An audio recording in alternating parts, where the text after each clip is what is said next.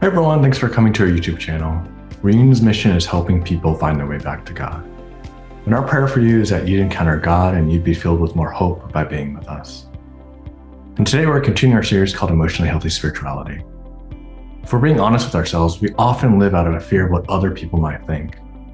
We say yes to things simply because we don't want other people to be disappointed. And emotionally healthy spirituality is a way of opening up ourselves to be fully transformed by the gospel. All of us. Our way of living and being, our emotions, what we've learned in the past, our fear of others, all of that can be transformed by the gospel. Before we get to Nathan as he shares about how we need to look back in order to go forward, let me share about how you can get connected with Reunion. If you are in the Boston area and you're looking for a community to come alongside you as you wrestle with the hard questions in life, or you're just curious about God, we invite you to participate with us in Somerville and Davis Square. We'd love to meet you and join our community as we do this life thing together. You can find all the details on our website, reunionboston.com. If you have your phone handy, also feel free to scan the QR code using your camera, and we'll take you directly to our connection card. Fill out the card and we'll reach out to answer any questions you might have about faith or how you can be a part of our community. You can also follow us on social media. We're on Facebook and Instagram. Now here's Nathan as he shares with us. Hey everyone, my name is Nathan, and I am grateful to be spending some time with all of you today. I'm not sure how everyone else handled their first year of marriage.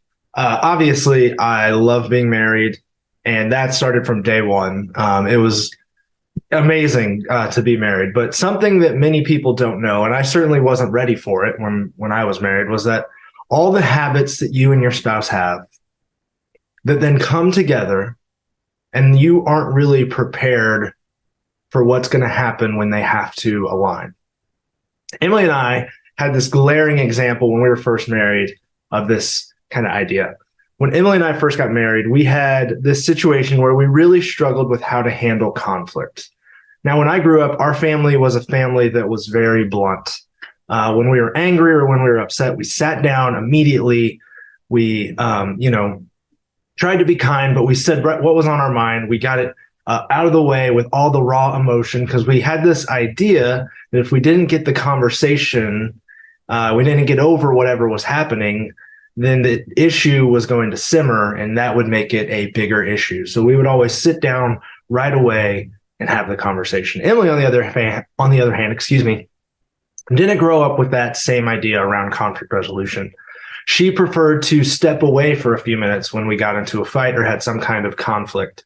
She wanted to have a chance to take a quick break, kind of let the emotions settle, be able to process what was happening and what she actually wanted to say, and then come back together and have a conversation from a kind of more stable, less raw emotion standpoint. Now, I don't think either of these philosophies are really right or wrong. I should say that. They both have pros and cons when it comes to handling conflict. But one thing is definitely true about them. They don't work simultaneously, meaning you can't hash things out right away and give space before you have the conversation at the same time. So the real issue with me and Emily is that we both brought our expectations into our fights of how we should resolve our conflicts. I promise we've learned a lot. We've grown in so many ways. We really kind of laugh about it now. But there were so many times that I have this picture of Emily trying to hide in a bedroom and I'm like, you got to talk to me. And she's like, no, let's talk later. And it wasn't really that bad. It's not as bad as it sounds. But both of us, we would end up getting hurt because the other person didn't meet our expectations. I would be frustrated that she wanted space. Her doing that signaled to me that she didn't care about resolution and that she was fine just letting things linger and probably letting things get worse. And she would be frustrated that I couldn't step back and take a break before we talked. It signaled for her that I was unconcerned about what I would say and I didn't care if what I did hurt her feelings. And neither of those things were true, obviously, but we were just living into what our families had taught us, what we had learned about conflict growing up. Now, I think this happens for all of us. We all inherit these expectations from our families, sometimes without even knowing it. Now, I'm not sure until I got married and Emily and I had to really think through our conflicts that I could have told you that this was how my family had handled these things. But it is true. Our families shape all of us. They shape us into the people that we are. They shape us in so many different areas. They shape how we think about things, how we view the world, and what we believe about a ton of different, very important topics. I mean, our families, they give us a way of seeing household expectations, what our marriage will look like, what roles each spouse will play within the marriage. Does a certain spouse get assigned to a certain chore just because? How do you parent your children? What is most important when it comes to raising your children? You know, our families give us a view of how to handle difficulty. Do we shut down? Do we hide our emotions, or do we show them freely to whoever will listen? Do we lash out? Do we try to outwork our problems? Do we naturally take on too much or too little blame for our difficulties? Our families give us views of what should be most important in life. Some of us were probably taught that money is the most important thing in life, so we should do whatever we can to make as much as possible and hold on to as much as we possibly can. Or maybe we were taught that family is the most important thing in life, meaning our top priority should be marriage. And if we aren't married yet, we feel the pressure of this expectation. Or maybe the highest expectation is happiness. Life is just about finding what makes you happy and doing everything you can to do as much of that as possible. Our family taught us how to view others, how we should view ourselves, our social and moral expectations, how to handle conflict, what we should do with our emotions, how we should handle grief, and so much more. And I should note, most of us inherited this from our parents passing this down to us. Our parents consciously or subconsciously taught us these ideas and these views. But I also want to note that a few of us probably have gone in the opposite direction. Maybe we didn't like the messaging we learned from our families of origin. So in an attempt to shift away from that, we adapted everything that is the opposite of what our parents have taught us. And I just should say that's still our family of origin shaping us and shaping our view of the world, just shaping it in the opposite way that they had viewed it. And I say all this because some of what we were taught was really, really beautiful. It has shaped us in some really important and impactful way. Those lessons that we were given have made us truly the person that we are today. But also, there's a shadow side to all of this. Some of the things we inherit can be awful for us, can be patterns of sin and brokenness that we were handed down from our parents. Some of us were handed down cycles of anger and addiction and pain and an unhealthy way of viewing the people around us. And I'm not saying this to try to bash families. I'm not trying to bash your family. This is just a psychological reality. All of our parents have brokenness because everybody is a broken person. And we tend to, whether we want to or not, somehow pass some of that brokenness on to our families and to our children. We all then have brokenness that we learned and we inherited from our families. And when we become apprentices of Jesus, we bring all of that with us. We bring all of the patterns of our past that we have learned and adopted. In the book Emotionally Healthy Spirituality, one of the more popular lines that Pete Scazzaro writes is this: Jesus might live in our hearts, but Grandpa lives in our bones. You know, it's easy to allow the patterns of our family to become normal realities for our lives, even when we become aware of how broken and unhealthy they actually are. But what if there was a way to be free from this? What if we could go back and look at the family patterns from our past, and when we identify the broken parts of our story, we see how the gospel invites us into a new way forward? Because the Bible is flooded with stories like this. It's one of the truly amazing things about the Bible. You know, a lot of times we think about the Bible as this book of rules. But the Bible truly is something so much greater than that. It's a collection of stories that offers us the most realistic and almost the most raw portrait of human behavior. It's kind of crazy how the deepest heart issues and struggles of humanity that existed thousands of years ago are also still the same issues that exist today. And today we'll look at the story in the Old Testament of a man who had moments in his life where he faced a decision like this kind of one that we're talking about. Would he live into the patterns of his family of origin, the brokenness his family had passed down to him, the things that he learned from his great-grandfather and his grandfather and his father, or would he live into something new? A new way that God was calling him into. We're going to look at this decision that was faced by a man named Joseph. Now, before we can get to Joseph's decision, we have to understand some of the primary messages that he would have been taught by his family growing up. So we're going to go back. Joseph's great-grandfather was a man by the name of Abraham.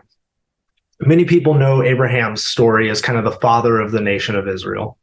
And his story is marked by miracles and God's faithfulness throughout, and yet it's also marked by so much brokenness and selfishness and the strong desire for control. See, early on in Abraham's story, after he's called to go and find this promised land, this land that God has promised him, there is a famine that devastates the land that he's traveling through. And while this famine devastates this land, he settles in Egypt so he can wait out this famine. And while he's in Egypt, Abraham is afraid for his life. And the reason he's afraid is because his wife, Sarah. Now, Genesis 12 tells us that Sarah was beautiful and that Abraham became paranoid and afraid that Pharaoh, the king of Egypt, would want Sarah to be his wife and would end up killing Abraham so he could take her as his own wife. So Abraham comes up with a plan. He decides to tell the people in Egypt that Sarah is actually his sister. Obviously, this doesn't end well. Pharaoh takes Sarah to be his wife, and then he finds out the truth before anything happens, and he sends Abraham and Sarah away. But we see early on in Abraham's story this desire for self-protection and this desire for control. I mean, that's really what this is, a way to control the situation and a way for Abraham to protect himself. And I would love to tell you that this happened one time and Abraham learned his lesson and it never happens again, but I can't.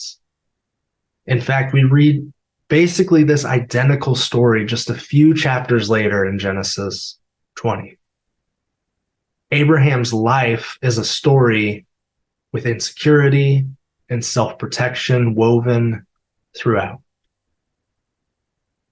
But those traits, they don't end with him.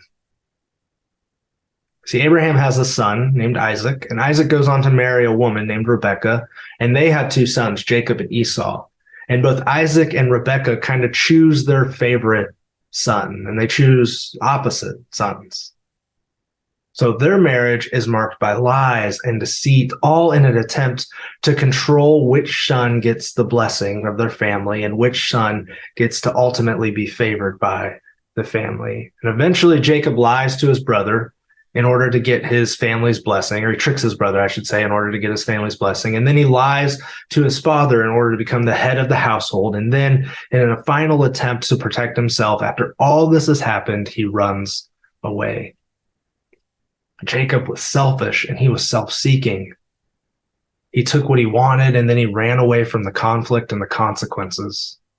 He was a liar. He was a deceiver. I mean, his name literally means deceiver. His life is marked by a need for control and doing anything he can to protect himself. And his story plays out a little bit, and eventually Jacob has 12 sons. One of those sons is a boy named Joseph. So Joseph comes from this long line of selfishness and liars and self-protectors and people who crave control and will do almost anything for it. And he kind of follows suit right away. The very beginning of his story, Joseph wakes up one morning and he puts on this special coat that his dad gave him because his dad learned favoritism from his mom, and favoritism seems to run in their family. And he goes out and he tells his brother some really important news, apparently. In Genesis 37, we find the beginning of his story, and we read this. Joseph had a dream, and when he told it to his brothers, they hated him all the more. He said to them, "Listen to this dream I had. We were binding sheaves of grain out in the field, and then suddenly my sheaf rose and stood upright, while your sheaves gathered around mine and bowed down to it." Joseph has a dream, one in which him and his brothers gather grain. But after they gather grain, something happens. All his brothers' sheep bow down to Joseph's. Remember some of those words that we used when we were talking about Joseph's family: selfish and self-centered and self-seeking. The truth is, I'm not sure you can find a good reason to tell this dream if you're Joseph. This is one of those dreams you kind of just keep to yourself. But Joseph, in his arrogance and his selfishness, wants to let his brothers know that he had this dream and eventually they're going to bow down to him at some point. I think we just say it, Joseph's being kind of a brat in this story. And he isn't done. Text goes on.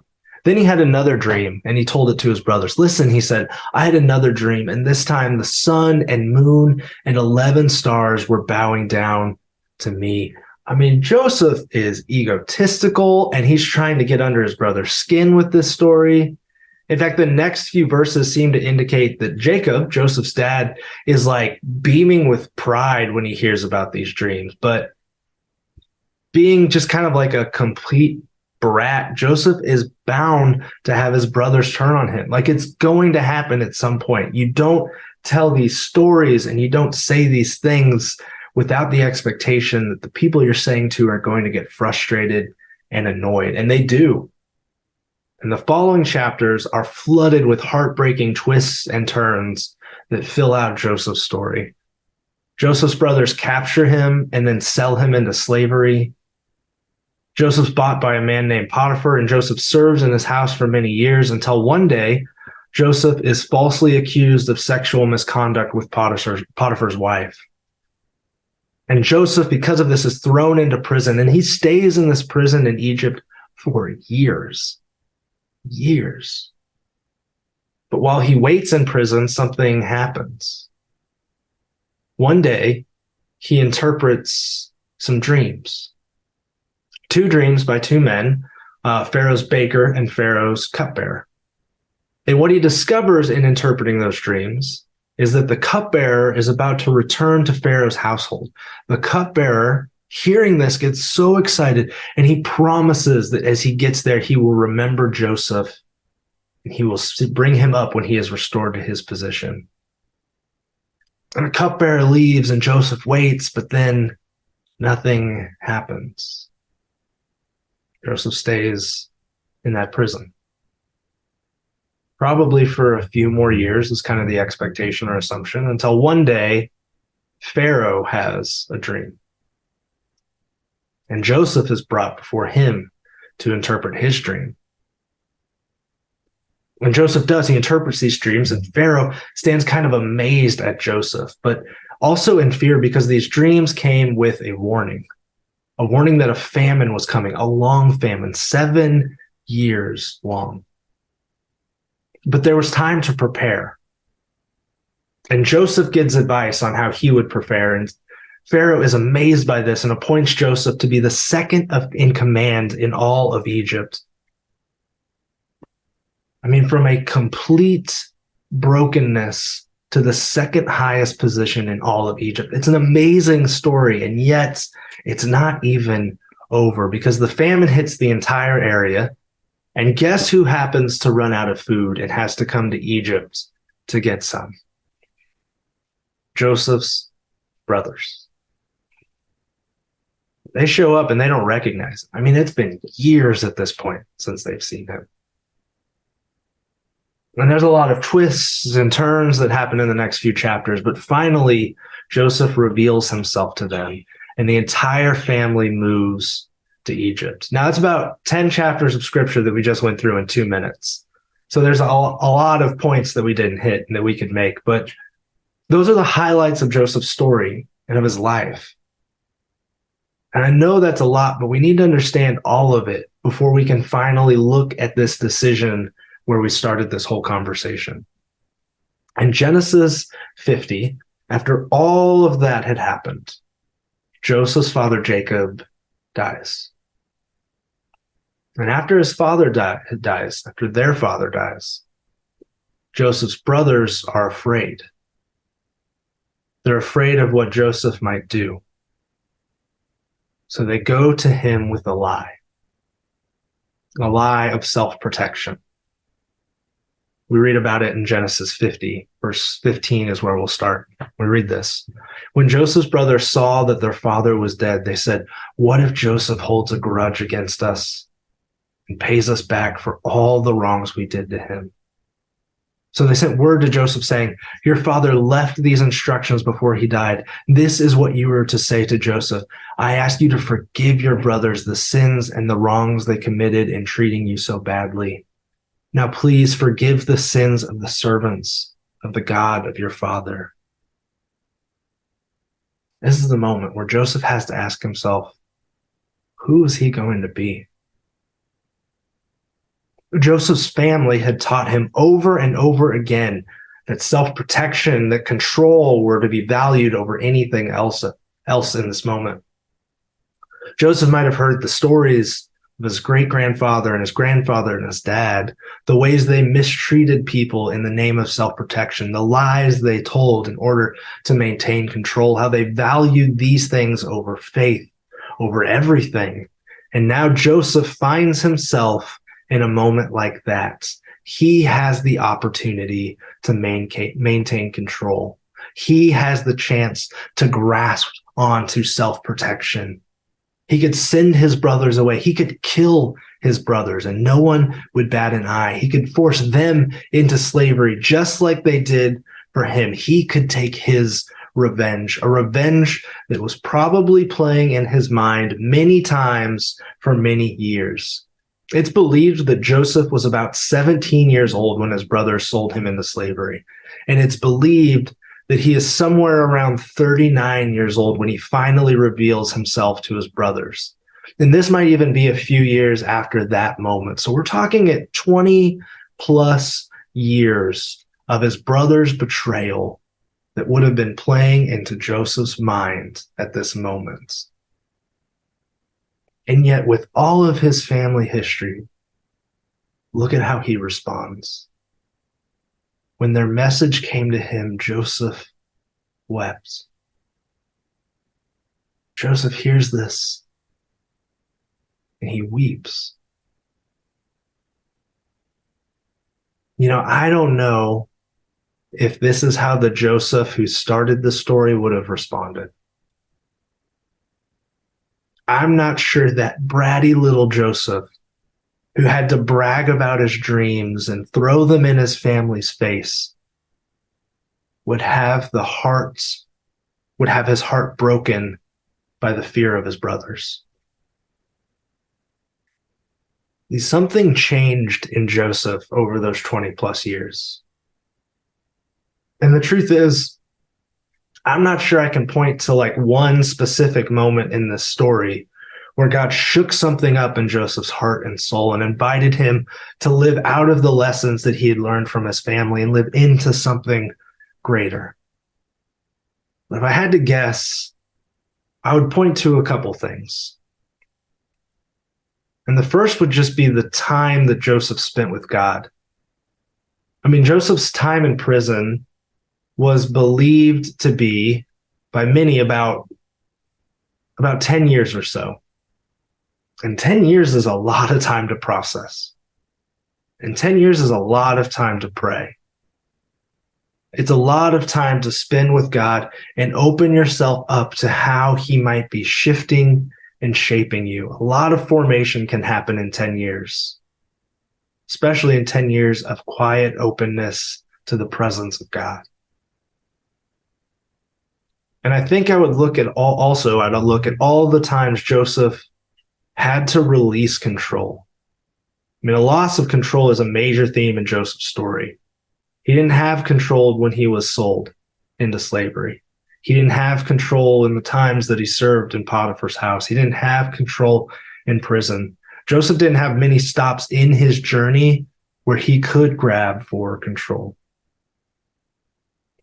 And I just wonder if those two things really opened Joseph's heart to something different. I wonder if it created in him an understanding of how God is calling him to release some of the brokenness of his past and to live into something different. Because when he's faced with this decision, when he has to choose if he's going to live out the same patterns of his father and his father's father, or if he was going to choose something different, Joseph has a deep faith in God that this new thing might actually be better and healthy.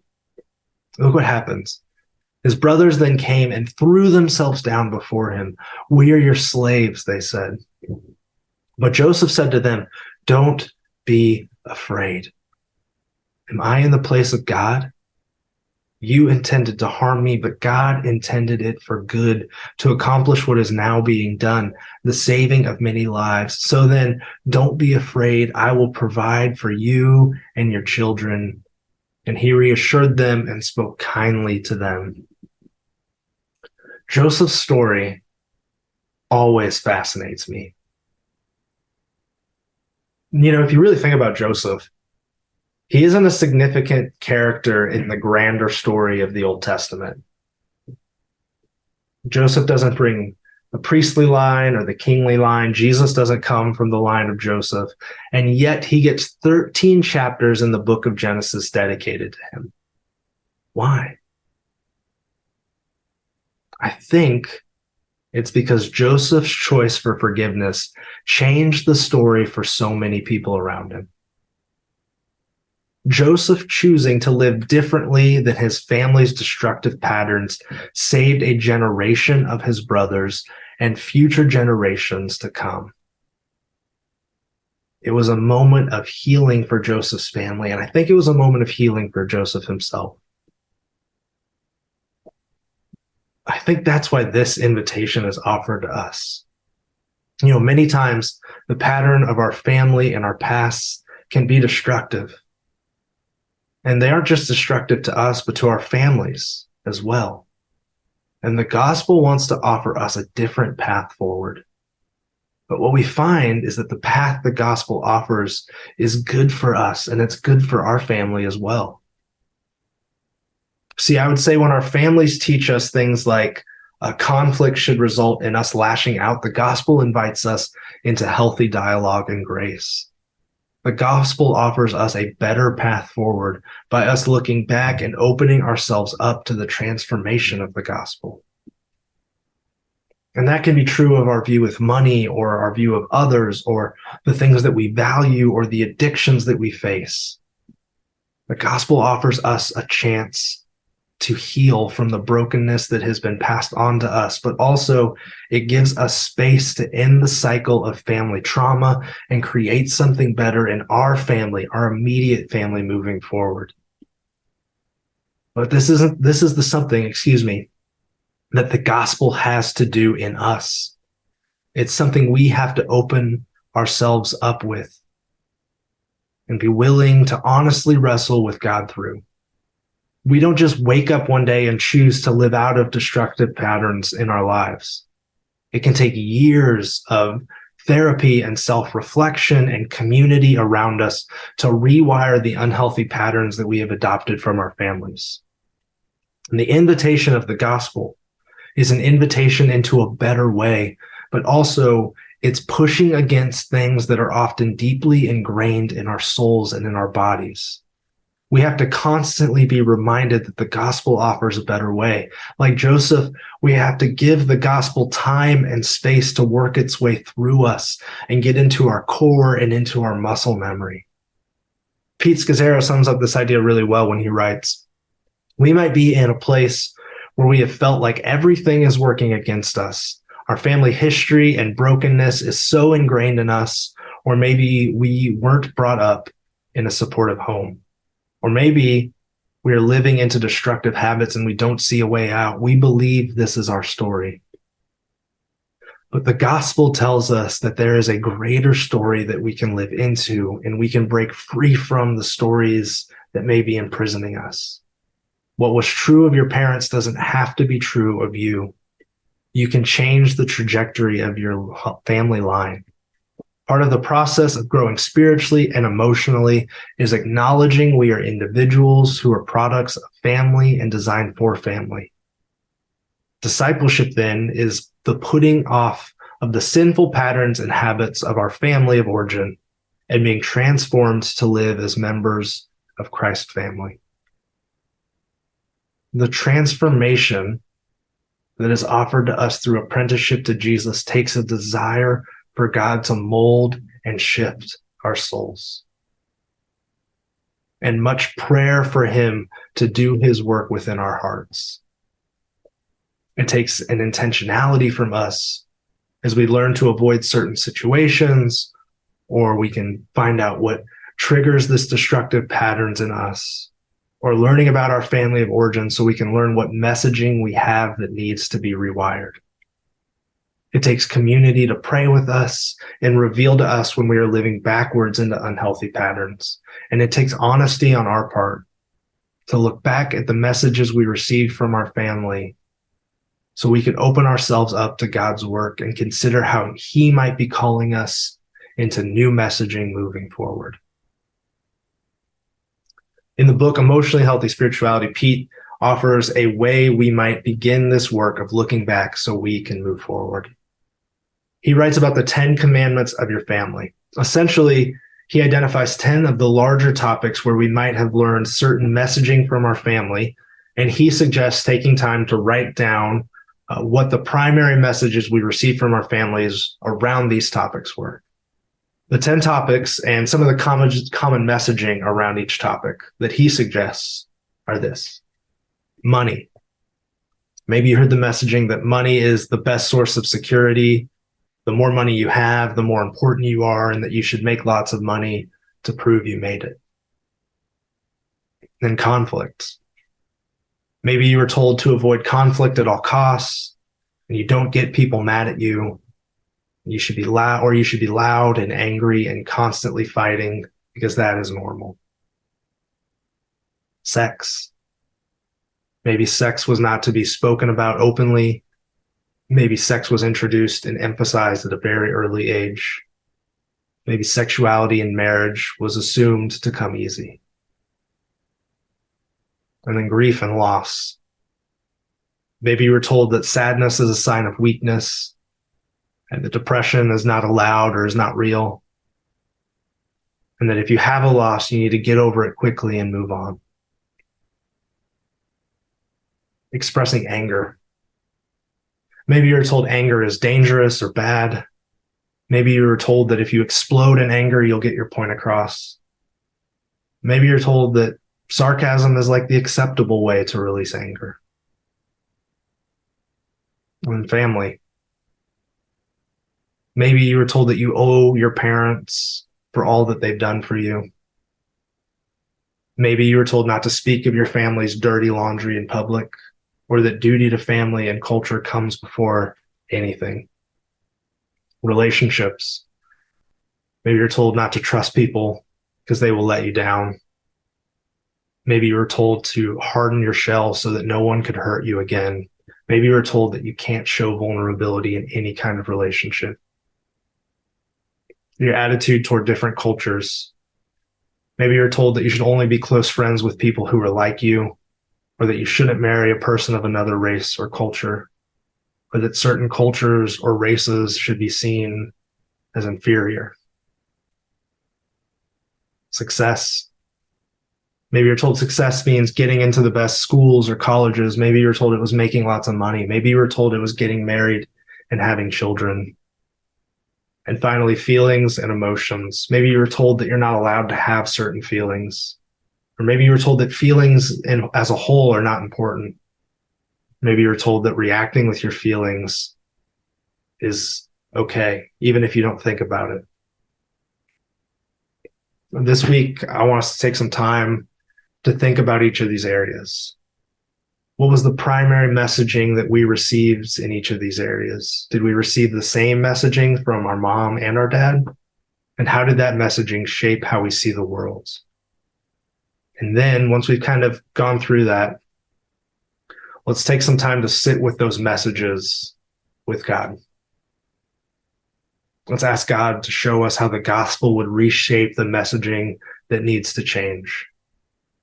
Let's ask God to show us how the gospel would call us to live in each of these areas. And then, and this is really important, we have to return to that posture of prayer and seeking a better gospel way. And we have to do it over and over again. It took Joseph 20 plus years. Don't be discouraged. This will take time to work some of this out in our lives, but the gospel is inviting us into something greater. The gospel is offering us something better and something that is better for us and for our family. I mean, this is the work of ending generational trauma. It is a slow process, but by the grace of God, it can be a really beautiful one. And I believe that looking at our past so we can change our future is an endeavor worth pursuing. And I pray that this week you do too. Thank you so much. I'm going to hand things back over to Matt. Let's close with our benediction. Believe this, there is a hope within you right now.